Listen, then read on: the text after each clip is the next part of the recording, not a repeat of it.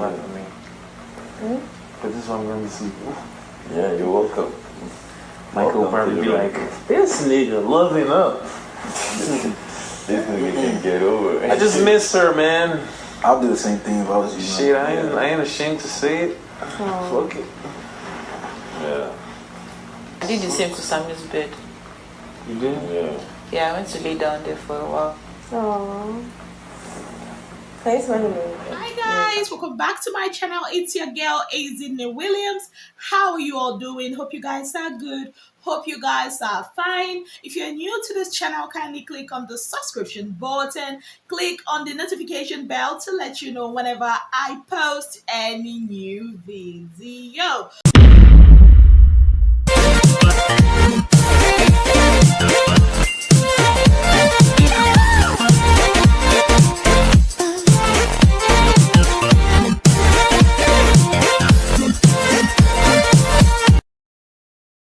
Okay guys, so the eviction night has come and gone, and in my previous video we talked about viewers' reaction to the eviction of Maria.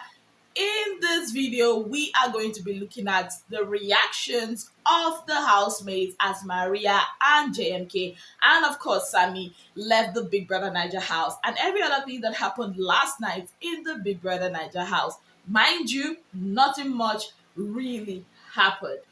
Okay guys, so first of all, how did the housemates take the eviction? Well, they did not really take it too well. A lot of them were shocked. I mean, shock will be the only word I will use to describe the emotions last night. Every housemate were stunned, shocked. They could not believe it. Like, how can Maria leave and Queen is still in the house? And I'm not saying this from any type of way because that was actually their reaction. Yeah, some of them were like, they can't believe this. Liqua Rose was truly shattered, but thank God for Emmanuel because she later got by herself and she and Emmanuel were all lovey-dovey. They're actually cute to watch, guys. They're actually cute to watch, and I pray that this their ship will sail smoothly, you know, and they will come out of the house and they will actually be cool with each other. Yes, guys. So Liqua Rose was crying. She and Emmanuel actually went to bed early before they later woke up and everything. She was really down. Cross was stunned. He could not understand that the fact that he's still in the house. You know, later on he said a prayer. You know, that was when he finally changed to his nightwear. He said a prayer thanking God that he is still in the house. He was singing praise and worship songs. You know, when he actually understood that he was still in the show, or he is still in the show, was when people made the announcement that the storeroom is now open, because lots of them were confused. Like, Ebuka did not even say good night, no advice, no nothing. Maria left the house and that was it. So a lot of them were really shocked, you know, about that. Angel was sad. She said she lost 3 of her friends in one night, that she's going to be missing Sammy, she's going to be missing JMK, she's going to be missing Maria, and that from now on, that she's going to be herself 101%, that last week she tried to tone it down because of whatever it is people were saying or something like that. You know, that Maria is one person that if she really wanted to do crazy things, she'll go to her. I'm like, wow. She really does like Maria and she rates Maria so high. Anyways, guys, she later on, you know, she went to Sammy's bed to lie down. You know, that was really a touching moment for me. She said she's emotionally exhausted, you know, but because of their mental health, like, she really has to think that this is a game, or realize that this is a game, you know, so that, you know, her mental health will really be intact.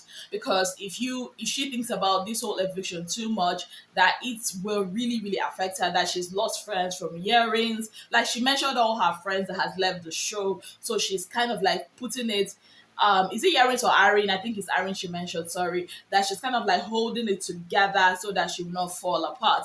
Yes, guys. Now for Michael was done. In fact, Michael was crying. Yes, guys, Michael cried. And when Angel, you know Angel now, the consoler, the comforter, she went, you know, to console him, and she was like, and he was like, he had like a commotion with Maria and all that, and he also was shocked. I mean, when he was having a conversation with J. Paul, he said like Ebuka did not even shake any table. Ebuka did not even talk to him. At some point, I'm like, Michael, were you doing all those things on Saturday so that Ebuka would actually ask you questions? Are you sure that's why you were doing all those things?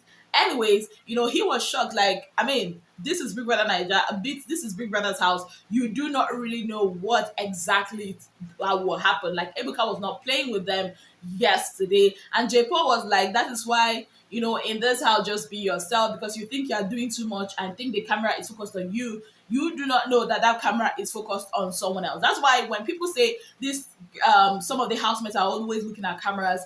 That's why they do stuff. Some people have said it about Angel. Some people have said it about White Money. I'm like, do you know how many cameras are in that house? They might even in their head think, okay, the camera is focused on me. Meanwhile, the camera is showing another room entirely.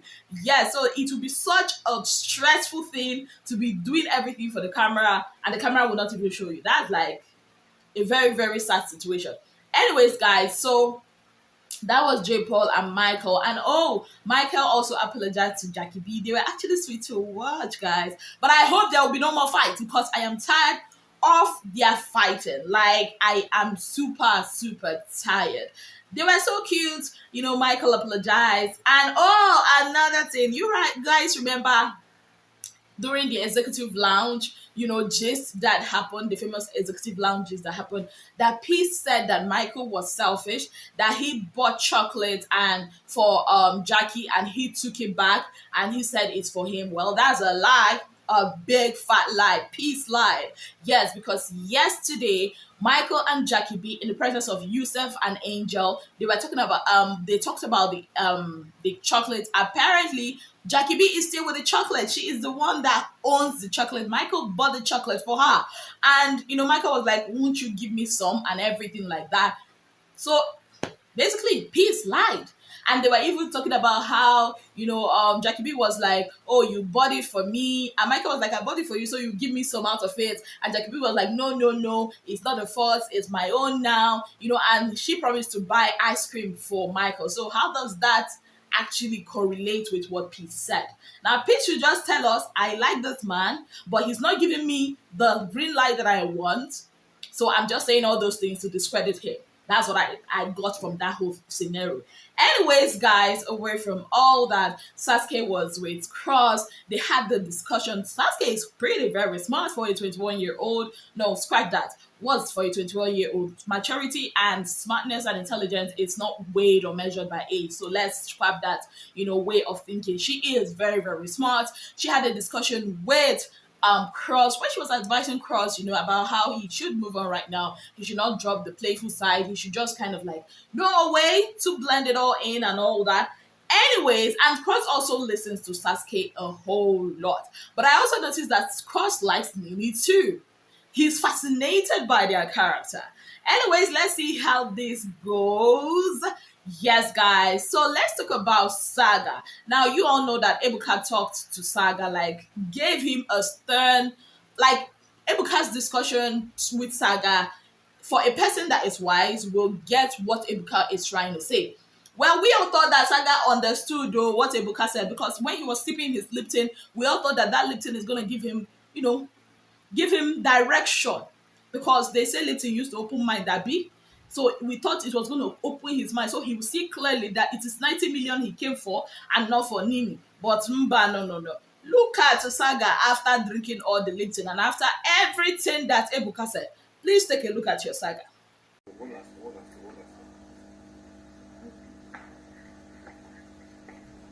Why are you moving? I'm not supposed to like you running after you or something. Leave me alone. You didn't lie.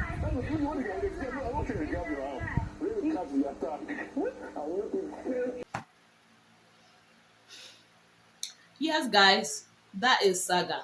My brother is gone. He's gone. I don't know. At this point, I don't know what we're going to do for Saga anymore. I mean, he came into the room and Yusuf was telling him, married man, and he was like, oh, please tone it down. Don't be talking about it like this. Nini has a boyfriend. That is something that is most important to her, and what's that? That comes first. He doesn't want Nini to feel somehow, that is somehow blah, blah, blah. during all those conversations, I wish I could post more videos here. Sincerely, I wish I could, but I can't. You can go check it out. During that conversation, the way Pere was staring at him like, is this guy okay like this? Like, this guy, does he have his head in the game? Even Boma and Cross were discussing Saga. Like, if they don't put all of them up for possible eviction today, Saga's name might actually come up for possible eviction, the way I'm seeing it. Like, Cross and Boma were talking about Saga. They were like, the guy has lost focus. And the thing here is, the girl he is losing focus for is focused on the game. Nini is 101% focused in the game. Even Nini was telling Peace later on that night that she is not a cause, that she is trying that, or she will try to pull away from Saga, that she has told him several times. She is not the cause, that it's people are going to be thinking that she is the reason why Saga is losing focus, and she does not want that at all. Yes, guys, that was the discussion that Nini had with Peace. Now, away from Nini and Peace, let's talk about Boma and Saga for a minute. Boma and Tega. I always confuse the name Saga and Tega. Boma and Tega for a minute. Now, you all know Tega is a married woman. And I'm not talking about the Katrina kind of marriage that is like an open marriage, yeah? No, like real married. Yes. And a lot of us has been wondering with some of her character in the Bbnaija house, like, what's going on. Anyways, the shocker of the night was she sharing a bed with Boma.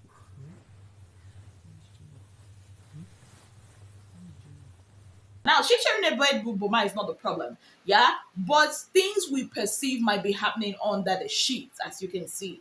Like, at some point, they both removed their mic, and they were actually talking. And I think what got me disturbed more was that even Liquor Rose mentioned when they were still lying down, when they've not gone deep, Liquor Rose mentioned that Boma is always not wearing something, like, he's always naked. And even if he wears boxer shorts, that's what you guys call it, he always like wears this pants one that you can even see his pubic hair, like she can actually count. So what does that tell you? And Boma was actually wearing those, even though they pulled it and saw that he was actually wearing those, but he was like that with Tega. And I wish I could post more videos. Just go check out, just tag, Boma and Tega, last night. Like, you probably see the video somewhere online. We don't know what they were doing under the shade. I'm not going to assume they were doing stuff under the shade, but it looked as if something was going on under the shade. But for me, I know it's a game. I understand it's a game. But we've seen people that are married come to the show. People like Mike, people like Niyi, and they came out with their self-respect and everything intact. But my own now is, how far can Tega go to still keep herself in the game? And knowing also that Boma has said during or after the Saturday night party that he likes her and it's not an okra kind of love, and they've been hanging around with each other for a very, very long time. Do you think it's appropriate? For me, I don't think it is, to be very honest. It's a different thing if it's that kind of Katrina marriage, because it's an open marriage. It's a different thing if it's separation from her husband. It's a different thing for me, if it's fiance like Praise. It's a different thing for me if it's boyfriend, girlfriend like Nini. But for marriage, I don't know. I just don't find it appropriate. Call me old school, I really don't care. But I don't find whatever she's doing with Boma, appropriate. And then a lot of you be like, but isn't it a game? Okay. I'll just keep my mouth shut because it's a game. Let's see how far she'll go for this game. So guys, these are some of the things, that happened last night. And Pere also slept on Maria's bed. He says he misses her. Oh my goodness. He says he misses Maria and he is not ashamed to say it. Wow. Well, some people are saying that Pere is doing all those because he wants Maria's fans' vote if he gets nominated again. Well, what do you think? Do you think Pere actually misses Maria? Or do you think he's doing all those so that he would get voted if his name comes up for possible eviction? He will get voted by Maria's fans if his name comes up for possible eviction. Let me know what you think about this in the comment section. Thank you guys so very much for being part of my channel.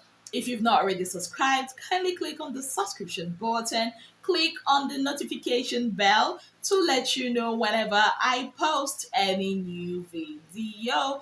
Till I come your way again, I remain your darling girl, Azine Williams. Have yourself a beautiful day ahead. Bye, guys.